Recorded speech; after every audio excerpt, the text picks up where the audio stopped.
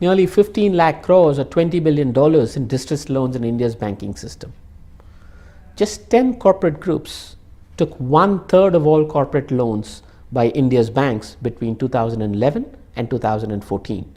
These corporate groups account for 20% of all distressed loans today. Public sector banks have borne the brunt of these bad loans. The entire bad loan crisis has been painted as a nexus between government-owned banks and crony businessmen.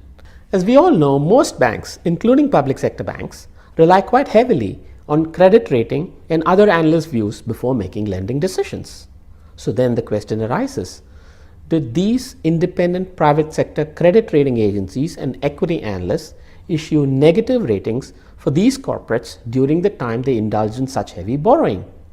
To find out, I undertook a massive data study.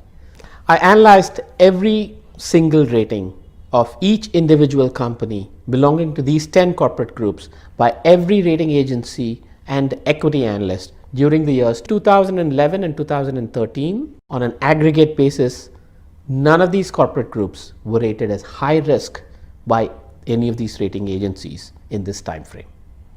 Similarly, none of the equity analysts issued negative ratings on an aggregate basis to these corporate groups in this time frame.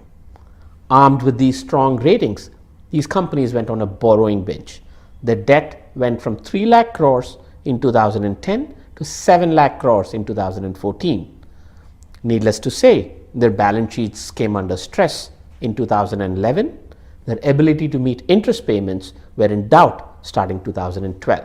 Yet, none of these credit rating agencies or equity analysts turned negative back then. Had these credit rating agencies and equity analysts not been so generous and glowing in their ratings of these corporates, would banks still have lent such enormous amounts to these corporates? When independent private sector reputed credit rating agencies and equity analysts are equally culpable of bad judgments, why is it that only the public sector banks are being held hostage to this loans crisis? We all know credit rating agencies and equity research departments are paid by the very corporates that they rate, directly or indirectly.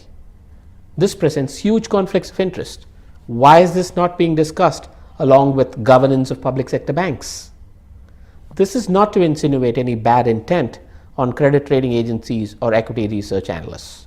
This is merely to highlight the larger problem and point out that the causes of these bad loans crisis extends beyond public sector bank governance.